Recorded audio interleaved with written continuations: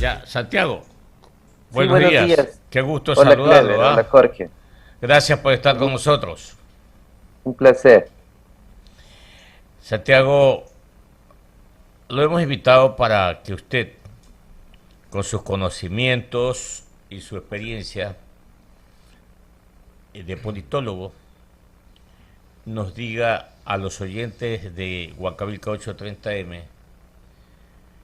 la cosa política, escúcheme bien, la cosa política, llámese legislativa, ejecutiva, está pasando por una especie de confrontación, por una especie de que se ha entrabado el diálogo. ¿Qué es lo que realmente debe de pensar el ciudadano ecuatoriano que está pasando con estas dos funciones tan importantes como es la ejecutiva y la legislativa? Usted. Gracias, Clever. Bueno, yo creo que es un momento político muy complicado, muy complicado. Me da la impresión en determinado momento que es incluso, o que podría llegar incluso a ser más complicado que la pugna entre Ejecutivo y Legislativo en la época del presidente Febres Cordero o la segunda parte del presidente Rodrigo Borja. Porque tenemos un presidente con una bancada legislativa pequeña, minoritaria, y una oposición que cada vez crece más, que cada vez se hace más fuerte entre UNES, Pachacutic y el Partido Social Cristiano. Entonces, frente a esa tensión, al gobierno le va a costar muchísimo aprobar varias de las propuestas de ley que tiene en carpeta. De hecho, la semana pasada, como la audiencia conoce, el CAL devolvió el proyecto de ley. Pero en medio de todo eso, al presidente Lazo le toca gobernar. Para eso se hizo cargo del país y asumo que medianamente tenía una idea de que no iba a ser del todo favorable la situación política y la económica por correspondencia.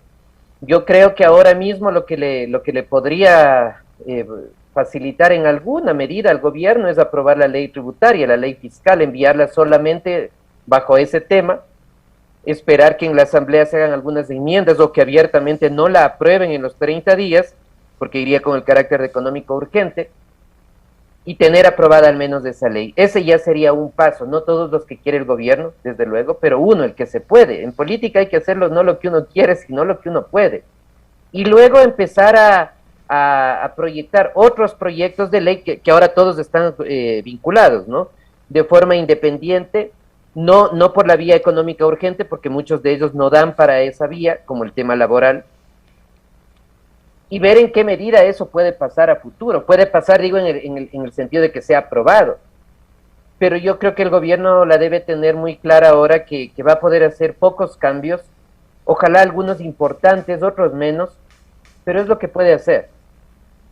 No hay mucho más, no hay, desafortunadamente no hay mucho más, porque dicho sea de paso, este bloque de mayoría opositora al gobierno de UNES, Pachacutic y el Partido Social Cristiano, que puede parecer contradictorio, ¿no? Pero así es el bloque de oposición, es un bloque sin propuestas, es decir, no es una oposición crítica que plantea alternativas a las propuestas del presidente Lazo, sino que es un bloque que se limita a contar los votos, a hacer mayoría y bloquear las opciones del gobierno. Entonces, me parece que el gobierno requiere mucha serenidad y agilidad al mismo tiempo. El gobierno demora mucho en general en tomar decisiones. Ha pasado casi una semana desde la decisión del CAL y hasta ahora no tenemos una reacción del gobierno. En todo caso, la población y todos esperamos que en estos días se envíe un nuevo proyecto y digo, mi opinión es que quizás debería ser solamente sobre la materia tributaria y con el carácter de económico urgente para ver cuál es la reacción de la Asamblea en ese caso. 7 de la mañana, 10 minutos en Ecuador continental. Estamos dialogando con el politólogo doctor Santiago Basabe, aquí en Huancavilca 830M. Santiago, esto de tener o no mayoría en el Pleno de la Asamblea Nacional, sí y no.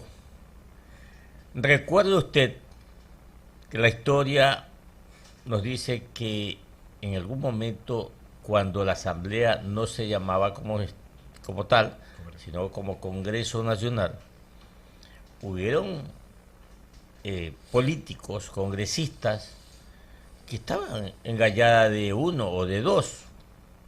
Ergo, en un Congreso, el extinto presidente ahora, León Férez Cordero, y es más, censuró a un ministro de Estado. Entonces, ¿no cree usted que a más de que este gobierno contar con una minoría, con un bloque mínimo en el Pleno de la Asamblea Nacional, también carece pues de líderes dentro de sus filas, dentro de su bloque? Y no están muy lejos tampoco los demás bloques que no se ven figuras que resalten dentro del Pleno de la Asamblea Nacional, mi estimado politólogo Basabe. Sí, sí, en parte sí. ¿Por qué no hay figuras dentro de Creo? Porque Creo no es un partido político ni es un movimiento político. Es una agrupación de gente alrededor del presidente Lazo, que por todo el músculo económico y financiero pudieron aguantar 3 campañas electorales. Pero cuadros políticos no existen en Creo, efectivamente, eso es cierto. Y tengo la impresión que durante todos estos largos 10 años tampoco se preocuparon de formar nuevos cuadros. Es bien difícil en realidad encontrar a alguien más aparte del presidente, y eso tiene un costo político, efectivamente. En los otros partidos tampoco hay mucho, evidentemente, y no hay mucho primero porque no hay una formación de partido político como partidos políticos, y otra razón que es de fondo, y es porque en el Ecuador prohibimos la reelección indefinida de los asambleístas. Y cuando a un político se le corta la carrera profesional de hacer vida como político, es muy complicado generar liderazgos. Esa es una reforma que se tiene que hacer de forma urgente en el caso ecuatoriano. Hay mucha gente valiosa que ya no está en la asamblea porque no puede, porque tiene una prohibición legal y constitucional. Solo 2 nombres doy: el general René Yandún, el legislador Henry Cucalón del Guayas, la legisladora Reyes. Hay mucha gente importante, valiosa, que hizo un buen trabajo en la asamblea, pero que ya no puede volver. Entonces, ahí hay otro elemento de juicio. Y el tercero es que más allá de la falta de liderazgos alrededor del presidente Lazo, también es cierto que la negociación con determinados bloques es casi imposible. Digo, el bloque de UNES, por ejemplo, yo creo que va a ser muy complicado llegar a algún tipo de acuerdos porque su dinámica política es la oposición en función del retorno del expresidente Correa. Con Pachacuti es muy difícil llegar a acuerdos porque su posición ideológica es una posición radical que no acepta la posibilidad de acuerdos o de negociación. Cualquier forma de negociación para Pachacuti es observado como una derrota, y eso tiene que ver con una cuestión ideológica que es respetable.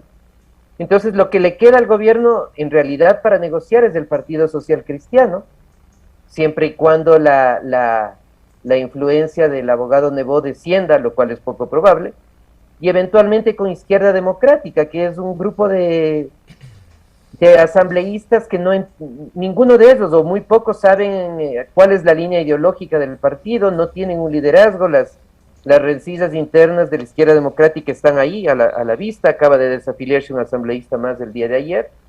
Entonces, sí, es falta de liderazgos dentro de Creo, que se prolonga a la asamblea, pero es también que es una oposición radical, y es una oposición que yo, insisto, veo muy pocas posibilidades de que pueda ceder. Y por eso decía, quizás la opción es mandar el proyecto de ley en materia tributaria para conseguir eventualmente que no lo tramite. Es decir, que pasen los 30 días y entre en vigencia por el Ministerio de la Ley. Pero en otros temas más álgidos, como el tema laboral, creo que la cuestión se le va a poner muy complicada al gobierno, muy difícil de que apruebe esos proyectos, y me parece que en alguna medida tienen que resignarse a hacer un gobierno con cambios en la medida de lo que les resulta posible, que no es mucho, que efectivamente no es mucho. 7 de la mañana, 15 minutos en Ecuador Continental, dialogando con el politólogo doctor Santiago Basabe, aquí en Huancavelica 830M. Ok, el factor legislativo. Vamos al factor ejecutivo únicamente. Carondelet y el equipo de trabajo del presidente Lasso. Para Santiago Basabe, ese factor experiencia, ese factor conocimiento cabal, a fondo de la cosa pública, sus colaboradores carecen de eso y a lo mejor por eso no hay una reacción inmediata a estas decisiones de la Asamblea Nacional y otras, Santiago. Sí, yo creo que algo de eso hay. Yo creo que algo de eso hay. Hay gente valiosa dentro del gobierno, pero es gente que ha sido siempre del sector privado, que de hecho ha tenido un discurso de oposición al sector público y al gobierno como tal, al aparato estatal y a la administración del Estado.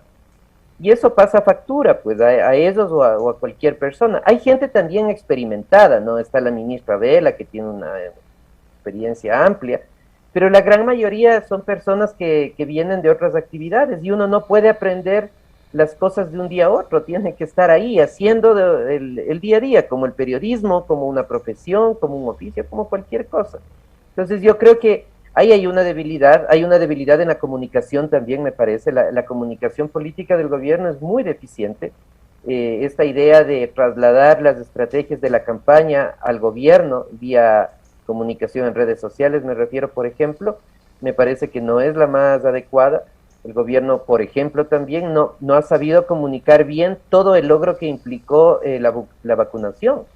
Yo creo que en el país no dimensionamos lo que se consiguió acá, que no es el caso de todo el mundo, no toda América Latina y todo el mundo está tan bien como está el Ecuador, no es así, Ecuador está bastante por arriba, pero eso no se lo ha posicionado y esa era un ancla para el apoyo del gobierno en el plano político. Entonces, sí, yo creo que el gobierno tiene que ir ajustando más el tema de sus cercanos, acercándose también, valga la redundancia, a otros sectores que le puedan proveer de gente que conozca del manejo de lo público y que le permita llevar a cabo un gobierno que, insisto, de por sí es un gobierno débil y que va a tener muchísimas dificultades para cualquier tipo de cambio. Y para los cambios grandes, mayores dificultades aún. 7 de la mañana, 18 minutos, en Huancavelica 830M. Mi compañero, licenciado Jorge Escobar Mendieta, tiene inquietudes para usted, mi estimado doctor Basabe. Gracias, economista. Santiago, un gusto saludarlo. Buen día, bienvenido a Contrapunto. Ante ese desconcierto en la Asamblea, que es lo que has dibujado y graficado, lo que pasa con la ID o la oposición sin propuesta, desde las bancadas estas híbridas, ¿no? Hablamos del PCC, UNES. Esto implica que incluso el mismo gobierno tenga que moverse de una manera distinta. Fíjate que, por ejemplo, esta semana, el lunes, el presidente se vio con la dirigencia indígena, más allá de las connotaciones posteriores y ulteriores, y el día martes, ayer, claro, el lunes fue lo de los indígenas, ayer martes fue lo de los transportistas. Él trata de asumir el timón al margen de lo que pasa en la Asamblea, porque en efecto yo veo allí un serio problema de orfandad política en la operación, en el manejo, en el maniqueísmo desde el Ejecutivo con el Legislativo. ¿Cómo observas tú esa actitud que asume el Ejecutivo, el mismo presidente, con estos problemas que son parte de la coyuntura también, sin desmerecer lo que se debe de ejecutar en la Asamblea? Sí, yo creo que me parece que es una estrategia interesante ampliar el abanico de opciones de apoyos con otros sectores sociales importantísimos. La CONAIE es un sector social clave. No debe ser difícil negociar con la CONAIE seguramente. No quisiera estar en los zapatos de la ministra de Gobierno y menos del presidente. Nadie. Pero es un sector fundamental. El sector de los transportistas. Mire, yo creo que el sector de los transportistas es el grupo de presión más importante que tiene el país. Sí. Más importante. En la época del correísmo, cuando el expresidente Correa tenía todos los poderes, los fácticos y los políticos, doblegó a todos los sectores, menos a los transportistas, menos a los transportistas. Entonces, ese es un grupo de presión enorme que genera muchas tensiones y acercarse me parece que es importante, es estratégico. Y que lo tenga que hacer el propio presidente de la República me parece que da cuenta de esa necesidad de buscar otros apoyos. Sin embargo, no alcanza, porque los proyectos de ley que se requieren en el país no pasan por los gremios ni pasan por los sectores sociales, sino pasan por la Asamblea. Entonces, esto puede ser un paliativo o una medida colateral, pero en lo de fondo nuevamente está el problema legislativo y creo que ahí la capacidad de negociación del presidente es menor. Y como decía, yo creo que tiene que pasar las leyes que generen menos tensiones y asumir que las otras, las que quizás tenía mayor interés, no las va a poder aprobar. Así de simple, no tiene condiciones, no porque no quiera quizás, sino porque no puede. El problema de este razonamiento tan elemental como el que estoy haciendo, porque es el razonamiento que puede hacer cualquier ciudadana, es que los organismos multilaterales de crédito nunca lo entienden. Ellos asumen la política desde Washington o desde los organismos multilaterales y asumen que las cosas se hacen nomás así de la noche a la mañana y es como cuestiones obvias que se van a dar, nunca se detienen en analizar el contexto político como es el nuestro, donde las cosas van a ser, insisto, muy, muy complicadas para el gobierno y se podrían complicar más si es que el gobierno cae en la tentación de generar una tensión abierta, una confrontación abierta con la legislatura, escenario en el que me parece quien más saldría perdiendo es el presidente Lazo. Pero quién sabe, Santiago, ¿no? De pronto, hilando fino, podemos observar otras aristas y elementos. Acercarse a la dirigencia indígena, o al menos para escucharla, lo propio con los transportistas para salir de ese escollo que es el tema de los combustibles. Implica también la capitalización de la imagen del presidente a la hora de volver a plantear un proyecto de ley. Amén de la postura de la CONAIE y compañía. ¿Por qué? Porque hoy podríamos intuir, o al menos colegir, que quizás la propuesta del Ejecutivo, la propuesta original de la ley Creo, debería circunscribirse al tema tributario y ya no precisamente con un carácter estrictamente fiscalista o recaudatorio, sino darle la vuelta, generar más incentivos en la empresa privada a la hora de la contratación de nueva mano de obra o de la generación de nuevas plazas de trabajo, para que aquello incluso pueda tener más apertura en la Asamblea, porque a mí me parece que más allá de las formas del incumplimiento de la unidad de materia, que fue el argumento de la unidad técnica legislativa en el CAL, el asunto va quizás por la estructura, ¿no? El planteamiento de hacer ajustes en los gastos deducibles para que quienes ganen más de $2,000 paguen algo adicional del impuesto a la renta y otros planteamientos que al final no han tenido la cabida, ¿no? Porque así como se exonera el IVA a algunos productos y servicios, se está restituyendo la aplicación de ese impuesto a productos que hoy no están pagando por ese tributo. ¿Crees tú que finalmente aquello tendría esa lógica? Sí, eventualmente sí podría ser, pero eso implica una cosa antes, que el gobierno cambie, no digamos diametralmente, pero sí de forma importante su orientación económica. Esa es otra línea de pensar la economía pública. No digo que sea mejor o peor, pero es otra. Entonces eso implicaría la salida inmediata del ministro Cueva, un reordenamiento de todo el frente económico, la elaboración de una nueva propuesta, ya no con esta visión de incrementar los impuestos como estaba hasta ahora, que además afectaba poco a un grupo bien pequeñito de la población, ¿no? Bien pequeñito y muy pequeñito en realidad. Y cambiarla por otro tipo de incentivos como los que mencionas. Pero eso, a los ritmos que tiene el gobierno, ¿qué sería? Estamos a inicios de octubre, sería enero, noviembre, diciembre, hasta que venga un nuevo ministro, hasta que elabore el proyecto, hasta que conversen y dialoguen, vean la posibilidad de acuerdos, eventualmente si es que UNES puede tener apertura, ver qué dice el Partido Social Cristiano, mejor el señor Nebot, porque el Partido Social Cristiano no tiene una posición, es el señor Nebot el que tiene la posición del partido, eventualmente la izquierda democrática. Entonces, sí, esa es una opción, desde luego, pero es un giro en el gobierno, que lo puede dar, El tema, insisto, es que yo creo que eso llevaría al menos un par de meses para volver a plantear. Y sí, yo también comparto en ese aspecto. Quizás ahí podría tener un poquito más de apoyo en algunas bancadas para, al menos si no aprobar, dejar que pasen los 30 días y entre por el Ministerio de la Ley. La última, Santiago, de mi parte, y cortita, por favor. Al margen de las elucubraciones, cuando se le ha preguntado al presidente sobre una eventual consulta popular, no ha ocultado su interés. ¿Crees que estaría el escenario ante otra negativa en el Parlamento sembrado para una consulta popular frente al éxito que tuvo el gobierno con el Plan Nacional de Vacunación? Finalmente, ¿podría ser eso capitalizado? Puede ser una opción, pero no creo que sea nada seguro. Hay un 35% de población que votó por unas y que creo que difícilmente votaría por un sí. Si a ese 35% se le puede sumar 15% más de gente de Pachacuti, de otros sectores, por ahí tiene la mayoría. Y el riesgo del gobierno es que si pierde esa consulta popular prácticamente se termina su espacio político, ¿no? Y se terminaría ahora en unos pocos meses.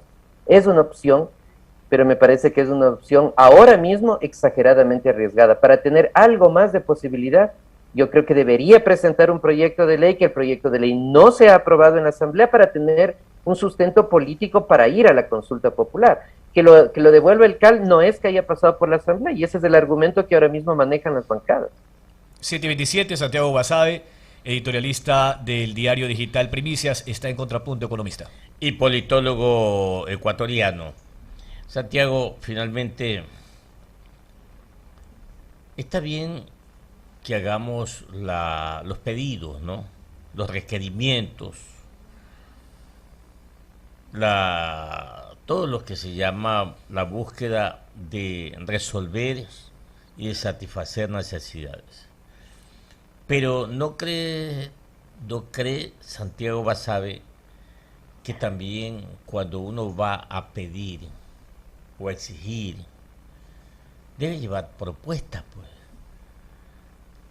Santiago Basabe ve que la CONAIE, por ejemplo, el señor Leonidas Issa, tiene en sus manos, lleva debajo de sus brazos una carpeta de propuestas y soluciones o posibles soluciones al presidente de la República, por ejemplo.